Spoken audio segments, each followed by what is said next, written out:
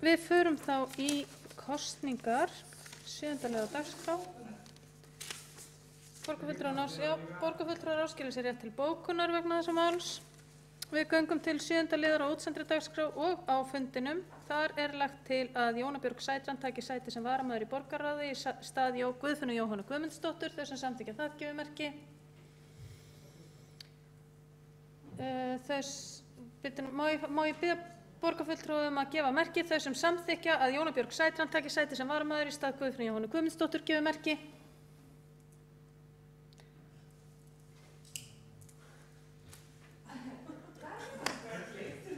Ég ætla að endurtaka atkvæðagreiðsluna. Fólk að rétta hérna upp hendur, sitt á hvað?